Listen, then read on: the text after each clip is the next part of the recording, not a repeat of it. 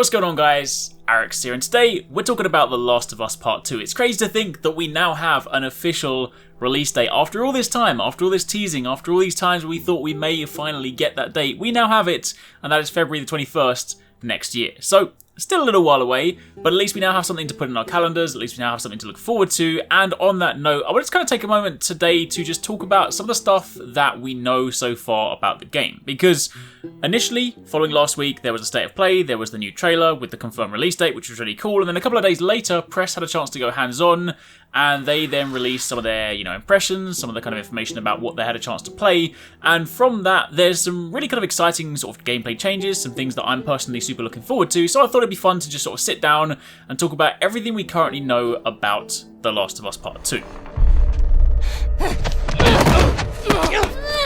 Get off me! Please stop!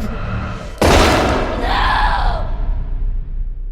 Now, if we start at the top on the story front, obviously right now the story beats are pretty limited, and that is of course purposefully done because this is a game that is all about the story, right? They don't want to spoil stuff, and they've said that while there is still a big gap between now and the official launch, and they will be showing us more of the game from now until launch, they said they are going to be very carefully picking sections so as to avoid giving away any kind of story points, because that's what you want to experience in this game, right? I know Last of Us has, fans for various different reasons, but I think we can all agree that the story is the reason that we want to be here, right? This is the big roller coaster ride we want to go on, and this is what we all want to enjoy. That being said, a few kind of key beats for those of you guys that want to get caught up. This game takes place 5 years after that of the first game, 25 years after the first Outbreak, but 5 years after the last game, which, by the way, launched way back 6 years ago, 2013. Crazy to think how time flies. But Ellie is now 19 years old, and of course this time around the focus is much more so on her. She will be the primary person you play as, and that will of course inherently affect a lot of the gameplay, which we'll be speaking about later on. But it is still important to note that Joel is in the game. We finally got to actually see him. There were a few sort of trailers prior to last week where there were characters and sort of hints where we're like, is that Joel? That kind of thing. But we finally, of course, got to see his face in the most recent trailer, which is really cool. Of course, we don't necessarily know what their relationship is like at that point, how things have changed since then, what they've gone through, and that's the stuff we hope to find out. But they are, of course, still the centre point of the story. Pair that with Dinah, who is, of course, Ellie's new love interest, and she will also factor into kind of a core part of the story. So they will be the main pillars that we're following as we work throughout it. Now, if you guys saw some of the demo footage that the press released last week, then the snowy area, that actually takes place the day after the E3 trailer. So if you saw the E3 trailer when Ellie had her kiss, that was basically the day before what you saw in this demo. That's kind of initially sort of to set the scene. There were a lot of sort of conversation points in there, things to, flesh out the characters whilst you kind of explored this more snowy looking environment. And then when they jumped forward, they jumped into Seattle where the WLF, they're basically like a militia, and they've effectively taken over Seattle. They've got this like zero tolerance policy to any outsiders. So effectively, anytime you're seen by them, then you are considered a hostile. So that's, of course, where the two elements of gameplay come in. And that's what you likely would have seen from most of the stuff you've, watched thus far. That's, of course, the snowy environment is likely one of the very early acts. And, of course, Seattle gives you a chance to take a look at some of the new gameplay. So, with that being said, let's talk about gameplay, because one of the main things, of course, that you'll notice when you watch anything is there is the much bigger focus, much stronger focus on Ellie this time around, and given that she is, she's younger, she's more agile, she's more nimble, that means that there's a lot more kind of stuff they can do with her in combat this time around. There's a lot more kind of fast-paced elements to combat. There's a lot more like agility to it, which is really cool. Ellie will of course provide much greater movement options in this game. She actually has for the first time a dedicated jump button, which allows them to make a much more kind of vertical experience. They've actually kind of factored that into a lot of things they're doing in Last of Us Part 2. There'll be, some of the puzzles you have to solve, some of the kind of areas you'll have to explore and mantle around will heavily revolve around the fact that you are able to jump and climb up to much higher locations. In addition to that, she also has a dedicated dodge button, which means they can be much more involved in combat. There can be situations where, instead of just like avoiding things or running away from things, you can actually have these cool combat engagements where you can dodge out the way of enemies, you can kind of slip around, and you can then of course use that as a chance to follow up and stuff. So it makes combat look quite dynamic, which is really, really cool. Of course, on top of that, Ellie's also, naturally quite small, so that factors into the way that she can sneak through things. They actually have these things they call like the squeeze through gaps. So, you kind of seen it from the demos when she was sort of sneaking between the shelves and kind of like abandoned shops, that sort of stuff. So there's a lot of stuff that she has that basically allows you to be a lot more mobile in combat. On top of that, the other aspect is the improvement to stealth. They've kind of gone with a system, they're calling it like analog stealth. Basically, it's just that the lower you are to the ground, the less likely you are to be seen. But unlike, say, some other games that have, those sort of stealth functions where you crouch in the grass and people just can't see you if they're standing right next to you, in The Last of Us, it is a lot more intelligent, so you can never really be completely stealth, even if you're like lying in the grass completely prone. So you are going to have to kind of keep that in mind when you are, navigating environments. Generally speaking, sneaking through grass is going to be more so like a transitional thing to try and get you somewhere ideally unseen, versus say somewhere you're actually just going to lie and wait for like someone to walk past you so you can get one of those cheap stealth kills. So it's going to be a lot more intelligent, and that actually factors heavily into the way that the enemies work now.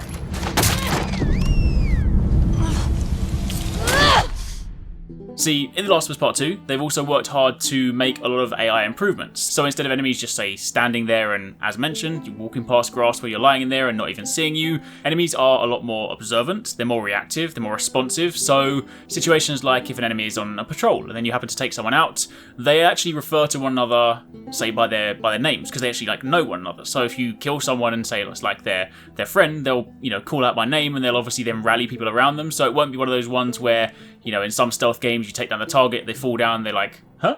Oh well, and they don't really care about their friend. They've built these relationships with these people, so, when you're actually working your way into, like, the areas you see in the demo, like in the sort of Seattle area, when you're taking down these WLF, then you might take someone down, and then that's going to kind of get someone super angry, and they're going to bring people around. It also means that when it comes to, say, observing people's movement patterns, if they're walking around areas and you typically kill someone and you kind of monitor their movement pattern, that might throw other people off. It might kind of have them rally behind and they'll suddenly change the way they're moving around the area. So there's a lot more dynamic aspects to the way you need to kind of stealth around and sort of take people out. In addition to that, they also have dogs now. Some enemies, not necessarily all of them, but some enemies can have dogs, and dogs can also sniff you out, which may well mean when you're, say, hidden inside a building or hidden like nearby in an area where a human enemy may not even see you, the dog might start sniffing you out, and that's of course where your agility is going to come in, because you're going to need to kind of like duck and run away to, try and avoid being detected.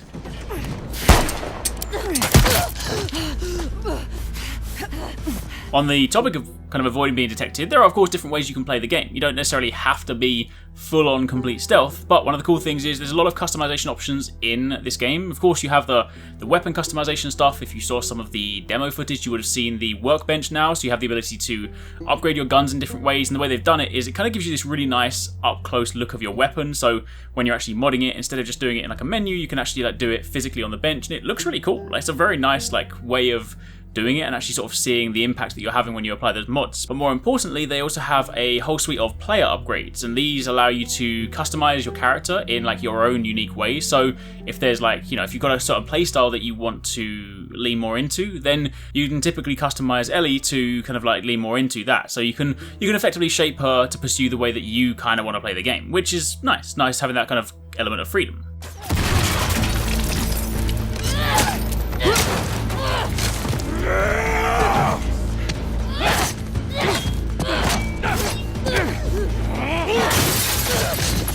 Then, of course, to round it all out, the news that dropped the other day, and this is the one that's kind of like had kind of a divide amongst the community, is the announcement that they are not going to be having multiplayer in The Last of Us Part 2. Now, this kind of threw a lot of people off, because at one point they did speak about, their plans to improve the faction system, but they have put out an official statement which effectively says that they wanted to address why the multiplayer has been removed from The Last of Us. They effectively said the project they're working on is like the most ambitious thing they've ever done. It's like the biggest game that Naughty Dog have ever done. So as a result of that, they wanted to make sure that they didn't just kind of feel like the multiplayer was tacked on. They didn't want to kind of do it a disservice. So they wanted to kind of focus wholeheartedly on creating a really nicely crafted single player campaign. But that being said, they do still appreciate the fans really enjoy the faction system, and they did say that they want to eventually show people what they were working on with the online system. So it kind of implies that maybe there'll be like a standalone release. They haven't really, this is reading between the lines, but they kind of maybe implied that there may well be like a standalone release at some point later down the line that is the multiplayer component for the people that do like factions. Now, I appreciate, depends on whether you played the original mode yourself much. I personally didn't really touch Last of Us multiplayer, and honestly, for me, I am playing this game purely for story, right? I'm going in because I want that roller coaster ride. I want to like sit back, enjoy the story, enjoy it like a movie. That is why I play Last of Us. So, I'm not personally that burned that there isn't multiplayer. That being said, it is of course nice to have the options, and I think in the grand scheme of things, yes, it means you have to wait a little bit longer, but if they ultimately end up releasing 2 standalone projects that are stronger because they've had kind of, individual development time. I think in the long run, it just means that we'll ultimately end up with 2 much better products, hopefully. Either way, it does sound like they haven't abandoned the idea of this factions and the multiplayer stuff. It just sounds like it's obviously not going to be, in fact, it's confirmed it's not going to be in the launch in February. Either way, let me know what you guys think in the comments down below. Let me know whether you guys maybe played Last of Us multiplayer a lot, maybe you guys didn't too much. Either way, let me know what you think. But regardless, I'm very excited. Last of Us Part 2, February next year. Cannot wait to play it. Honestly, having played the original one way back when it first launched, I am definitely ready to jump back in for another roller coaster ride.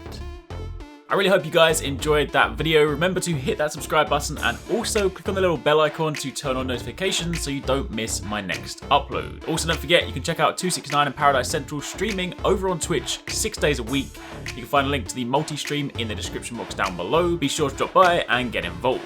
Thanks again for watching. Take it easy. Catch you next time. Peace out.